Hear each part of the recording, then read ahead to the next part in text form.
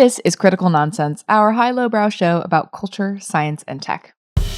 This week, Aaron asks me about leaving room to the imagination.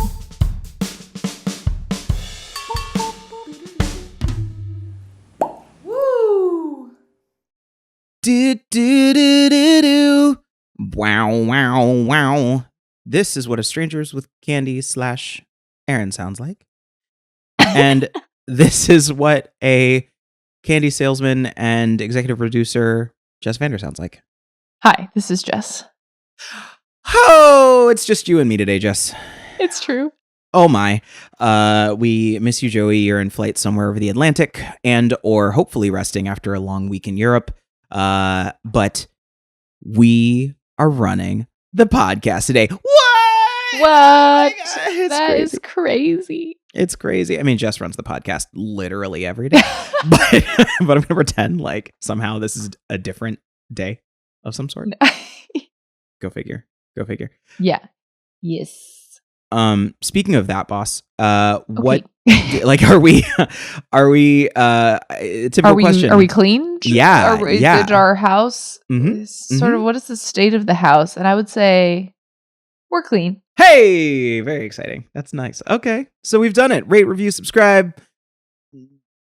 Email us at the email address I can't remember. CriticalNonsense@sylvain.co. Okay. Thank you. It's the hole in my brain. So I guess we can just get into it, yeah? Let's do it. All right. So I got a question for you, Jess. I was watching a YouTube video, as our longtime listeners know, I do too much of. And especially lately, I've been falling down a lot of video game YouTube rabbit holes. So beyond just like reviews and stuff like that, it's a lot of like retrospectives on the whole history of Mortal Kombat and the development of Mortal Kombat, or like a deep dive into the lost like developer versions and like convention versions of Sonic the Hedgehog, to show like missing levels and things that were sort of lost in the development process. But the other category that I've been spending a lot of time on is like video game philosophical critique, which is, again, also not surprising to anyone who listens to this podcast. And there was a concept that came up around imaginary reconstruction.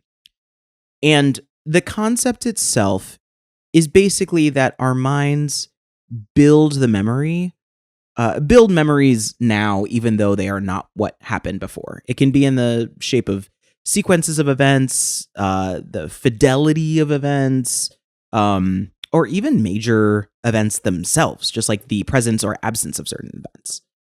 And in this context, they were talking about what it was like to play old low poly video games with bad graphics, super low res graphics, like 8-bit sound. Remembering that some of these games like changed your life as a kid, and you're like, oh my God, this is incredible. And then replaying it as adults and just being like, yo, this ain't that good. Like, this just like is not, it's not what I remembered it to be. And it's because we've grown up in this high res era where everything is like super crisp, and we're like literally making audio that the human ear can't even hear, and pumping it out to people, because we're obsessed with high resolution everything. So that's first of all, a Joey length wind up for a question. I hope you're proud. I gave context, Joey. I gave context to my question. I know you can hear this. So my question is, how good is high res for our imagination? Wow, amazing. I absolutely have experienced this with movies where I look back and I'm like, goodness, this is not realistic at all. Why was I scared of this at that time? I can totally relate. It's interesting how all of this is tied up with format and sort of the is this like Moore's law of just like everything, like the increasing, like the exponential pace of improvement of technology, but also um, uh, there's that piece of it. But then it also feels like there's this thing on the subject of imagination, and what I almost like to think of in my head, I think of it kind of like smoothing. This like smoothing that happens of like what we want it to be and how we like to like fill some of the gaps or jump to conclusions, and then upon later reflection it's not quite the same thing, and that maybe expands beyond just the technology of it all. Like I know this is not exactly the same thing, but this almost first took me to Rainbow Fish. Wow. The book. Okay. The children's book. Like, because in my head I was like, ooh, and I think back on this book in my memory, it's like pretty scales and it's like it's got shiny things. And then now with my nieces reading this again, I'm like, oh, huh. Is that what this says? Like, I didn't know this. And like, so I don't know. There's something really interesting about if either technology or content is increasingly more literal and prescriptive in exactly what it wants you to think. Like, to what extent does that? I mean, I don't know to what extent that affects this smoothing that can happen between childhood and adulthood of over time, having expectations or wanting to see what you want to see, and later on maybe having a different perspective. I'm really, really interested in like what the next generation is going to go through, because I feel like the leaps with a lot of the like fidelity of stuff just in day-to-day life has increased so exponentially over the past 40 years. And I don't, maybe this is a limit of my own imagination, but I can't see it making those same leaps. And I think what strikes me in what you're saying is that I don't know if I can separate it from like going from child to adult, where in general you don't use your imagination as much as you once did, and just being surrounded in a world where you are forced to use that imagination less. Like, there's like, again, like having that gap in imagination, whether it's in books and I think reading is always my favorite one. There was a greater similarity to imagining a world in your mind while you're reading the words on a page to playing a low-res video game and Totally. like filling in the gaps with your imagination. Yeah. And maybe part of this is I am optimistic in that kids are gonna like imagine or take it where they want to in their own heads, no matter what, because that is the way. Like, even if the thing is very clearly, plainly presented, it's not like Rainbow Fish has changed over time. It's like, that's just the thing that I was interested in at the time. But I do think that it is like the thing that I feel like you're positing is like, could it possibly constrain people's kids' imagination, but perhaps more importantly for those who are, capital G grown-ups, like, is it even harder to feel, to let our minds wander when we're seeing hyper realistic, when we are, when basically we can't extricate the thing that we are seeing to a world that we are conjuring of our own. And I don't know. I feel like now we have to have the obligatory Gen AI mention. And I remember the first time that I saw like, some video demo of an AI generated image or video, like actual film. The immediate reaction I had is, holy shit, I'm looking at my dreams. Like, that's literally it's like the most close visual representation of what it felt like in my head when I am dreaming, where things don't quite make sense and like they kind of move in a really weird way. And like the idea of being able to like play it and watch it really freaked me out. That was like, whoa. And it's always hands. They always talk about like showing hands in AI is terrible because it just hallucinates like 80 fingers and stuff like that, which also is a thing of my nightmares and hopefully everyone else's. But I think like when it comes to creativity in general, it is really important to be able to like, I mean, yes, this is going to be a little bit doom scrolly, but like when I think about, speaking of hands, thinking about like the hot dog fingers in Everything Everywhere All at Once, or more broadly, thinking about pretty much anything that Michel Gondry ever made, any music video, any film that are so dreamlike and just like random. I feel like those required so much imagination. Those required so much also like investment in the imagination to try to translate it into something that other people could see. And I feel like if you don't have to do that work, you don't have as much incentive to keep chasing the imagination, to keep trying to capture that imagination. And look, I know it's what everybody says. It's one of two things.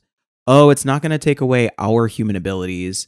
The like printing press didn't stop us from speaking. It enabled our ability to communicate further. It's the same thing here. It's going to help us do more and build more and be bigger. But I also don't think it's fully binary. I think it will have, and I don't know if we'll really be able to measure it in a meaningful way, but I worry about what it means to start to have a human race that is less imaginative. Wow, that is a valid worry that I am certain many listeners would probably relate to. I guess for a little bit of alternative perspective. I like it. I like the delicate. You wanna chill out, Powers? You wanna not think the world's ending tomorrow for once? Please proceed. I think about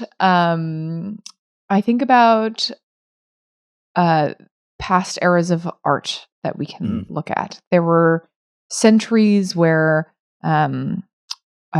artists were striving for the pinnacle of creating in the form of like super hyper realistic portraits and landscapes, and the more detailed and the more realistic that it could possibly be was the ideal.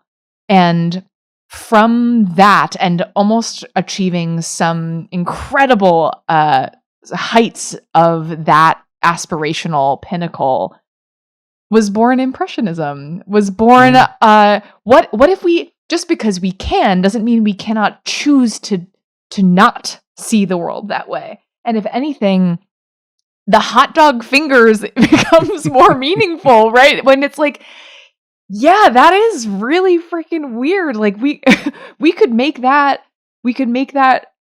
idea of like, just because we can do more now. So doesn't that give us more latitude to go off script and look at things blurry and add 80 fingers when there need only be 5? Like, yes. I don't know if art has shown us anything that, I don't know, is creativity not boundless, Powers?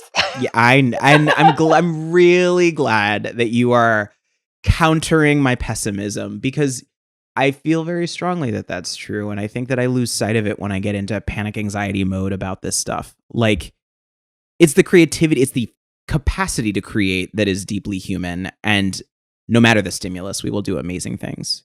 However, and I do think that what excites me here is like, cool, maybe like even in the last few months, the advancement of LLMs to make visuals is just like insane. It is so incredibly impressive, eerie, whatever words you want to use to describe it. But to me, I'm like, well, okay, but what isn't it good for? Like, to your point about books and how words on the page force you to conjure visions in your head or imagine things. I mean, this is my favorite thing, but I'm like, what about the other senses? Like, what about smells? Like, our smell technology. I have a joke with my dad about the smellophone.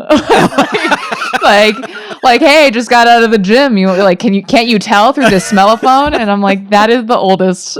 That is a ridiculous old joke. Oh, I love it. I mean, my dad and I used to talk about smell-o-vision. So, like, no, we're born and raised in the same household. But I think that. I don't know. I just wonder, like, are we too confined to think about high resolution in terms of visual imagination? Like, what other things should imagination require? What other forms could it take? What other senses can it titillate? Yes, it's such a good point.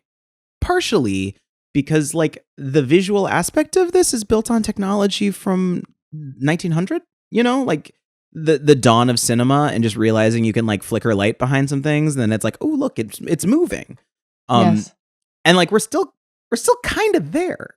Like, we're still doing that. And so, like, there's so much more that we can and will be able to do in future generations. And I guess, one thing that I find interesting that I will throw out there is that a lot of this, I sort of took us to thinking about, like, I guess the destruction of imagination now and how that could impact the future. And one of the things that I find interesting about this idea of imaginary reconstruction is that it's actually about looking back at something that you already experienced in the past. And it's almost like, regardless of the way that you experienced it, what you've built into it over time and how your mind has continued to reshape it over time is what gives it meaning, what gives it verve, and what gives it emotional fidelity, rather than the sort of graphical or visual fidelity that we were talking about, or experiential fidelity. Totally. And you see people playing with this now almost as its own medium. Like, it makes me think about, like, the resurgence of film cameras and actually, is this value unto itself by creating this almost half quality and vibey capture of something, such that it can that we can almost play with that withholding. Like, sometimes it can happen to you, and the reconstruction is something that happens to you. But what about when we also start to wield this to have a point of view and maybe even in a very physical sense, world building? Yes. It's like, on one hand, we have this impulse to try to close the gap between what is real and what is imagined. But at the exact same time, we're trying to maintain distance from that so that we can play with it, so that we can, like, see all the different options that we could overlay reality with to make it mean something more to us. Yeah, exactly. It becomes a little more canvas. And that goes play. You're right. Play, the creativity, like, it goes back to the fact that, like, the imagination that we have, the, like, what if you put this vanilla with that chocolate, would you get something that's worse than vanilla? Like, of it all. You have to put a little vanilla in chocolate. You'd have to, because what is it without? Yeah. Yes, and what is really cool is the watch out then of maybe there comes a point where, like, you're on the high res hamster wheel, and, like, that is kind of besides the point. Like, that's a red herring. That's the distraction, to think that you just need to get higher and higher res, and therefore you need to, like, eliminate all possible room for interpretation, when it's sort of our instinct to veer off course from that. And that, how do we facilitate that veering off course, that playing with the withholding and leaving room for the imagination? Yes. Do you have ideas or inspiration? I do have ideas or inspiration. And coincidentally, they both come from the gaming world and what the gaming world is going through right now, which is all these studios, their budget. And I think this came up in our prognostications a little bit. Like, video game studios' budgets are outrageous. Like, the cost of making AAA games is so high, and a lot of it comes from this sprint toward fidelity. Like, and it's using like these 9th generation video game engines to create the most visually real places that someone could ever, and orally real places that someone could be, to render imaginary situations and places into our reality as much as possible. But people aren't buying them. And it's chasing the idea that consumers in general just want reality, not play. And so a lot of these video game studios, like you're seeing people going back and playing older games more and more because they're looking for different play experiences. It's not so much that they're going back to relive older like retro experiences of games that they once loved. It's more so that like there was a greater emphasis on exploring different mechanics and figuring out how to tell a story through mediums that had really specific constraints to them. So I think one of them, and it's a very critical nonsensy thing to say, is to constantly nurture our sense of play. Like, if we are constantly nurturing a sense of play in all forms and all aspects of our life and all moments and modes that it could possibly exist in, we're sort of exercising our imagination muscle at the same time. We're allowing ourselves room to then apply that play to places where it may not seem so logical or places where it may not be as intuitive to apply it. And I think that that's practicing that increases our imagination elasticity. It allows us to like continue to find the places that we can apply it, I think. Yes. And also I think the big thing to say is people will seek that out. And so for the makers and the big, the companies that are trying to serve people, getting stuck on the one track mind of like, it just needs to be even better is a false assumption. And actually there is much more room that you have to be creative in what the thing should be and how to experiment beyond what you can do. Yes. Right? 100%. Like, again, I can't let go of this gaming aspect of it, probably just because that was a spark of it all. But like, mobile gaming obviously has this figured out. Like, while phone screens have certainly improved significantly, the actual engagement and the type of play that is done, it runs the gamut. Like, a lot of it is just about tapping into our lizard brain and our desire to just repeatedly like hit the red ball or get all of the pieces of cake in the hole that gets larger every time that you add more cake to it. That one's really fun. It's called Hole 'em All, I think. Ooh, it's obsessive. It's really fun. Turn it on airplane mode and you won't get ads.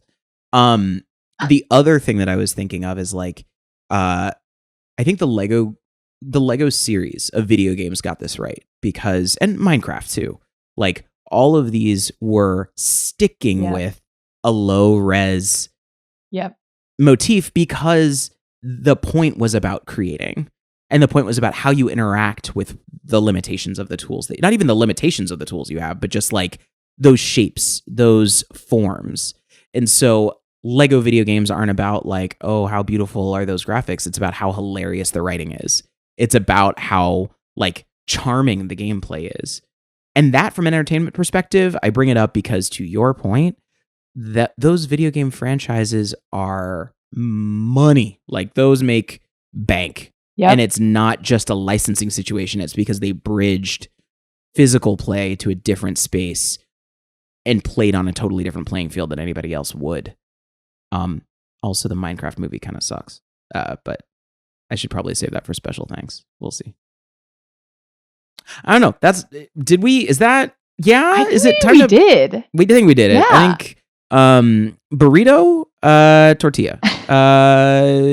Both things. Blanket. Have a wrap. Go for it. Blanket, better. Yes. Shawl? Sorry, go. We have achieved impossibly realistic heights of creating. But to the powers that be that make and create more for us to experience, a word to the wise, don't get stuck in the trap of what we can do just because we can. I think what we're saying is choose to create intentional constraints to leave room for play and imagination.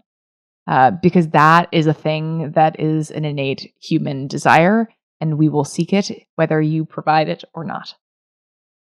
I love spending time with you, Jess, because you take the complexities of the world and you distill them. Like the wrap-up corner, there's a reason you do these wrap-up corners. So thank you for nice. inspiring me. Yes. Wow, this is fun. I believe in a hot dog world. Just listen to the fingers in my hand. Yes! That was the yes! I am here with you for that. Literally. Literally. I believe in a hot dog world. Yeah. Yes. Yes. Critical Nonsense is a Sylvain production. Brought to you by Hot Dog Water. Ouch! My fingers hurt. I would like to thank you, Aaron Howard, for being my co-host, and also Joey Kmeyer, even though he's not here. Yes, and I would also, well, hey, no, we're not the best. You're the best Jess Vander, so thank you for your executive production and your brilliant mind, and for our sound engineer and erstwhile YouTube star, Alex Contel. Appreciate you, man. And thanks to our programming coordinator and imagination of the spreadsheet universe, Lester. And the production help that we get from Sarah Gilbert, Nora Mestridge, Christy Jensen, Amanda Medina, and Amy Waters. I mean, literally, you are the mind to our crafts. Thank you. And as always, thanks, Lauren. Thank you. Special thanks to games. Themes? Games for play purposes. Games for play purposes. I'll double down on that special thanks because I really enjoy, I don't know if they made it up, but a friend had a game called Categories, and you just come up with a category and write down as many things as possible from that category, and you put it in a glass bowl. There's more to it than that. But I definitely can't remember. Wait, once you've collected them, then what happens? Yeah, that's the part that I know that there's something, and I know it resulted in laughter, but I don't remember what one does. I really can't remember. But Dan and Eric, thinking of you guys. It was good stuff. So I am going to bring it back up again. Special thanks to the people who said that the Minecraft movie, I shouldn't have gone. I should not have gone. It's really, for what it's worth, yeah. It's a kid's movie. And so I was surrounded by 5 to 12-year-olds who were shouting at the screen, elated. They were so happy. So will there be a sequel? I assume. Will it be nominated for an Academy Award? Probably. If Amelia Perez was, I assume it will. So we'll see. But adults, childless adults, maybe skip that one. Not worth it. Special thanks to building universes and when one idea is really great, finding room to and expand on that idea and find new ways to interpret it. Just because you have some blocks doesn't mean you can't build a beautiful story around those blocks. Yes. And for all of the universes you may create in your world of imagination. If you want to view paradise, simply look around and view it. Anything you want, just do it. Want to change the world? There's nothing to it. Oh, I hope everyone's ears are bleeding. Not because of you, because of me. It's when I came in. No. I just want to be clear. I gave you my Burl Ives Can't Remember the Lyrics version. And that messed it up a little bit. So I loved it very much. Thank you. All right, thanks, Aaron. Thank you, Jess. Fun. Ciao for now. Bye. Bye.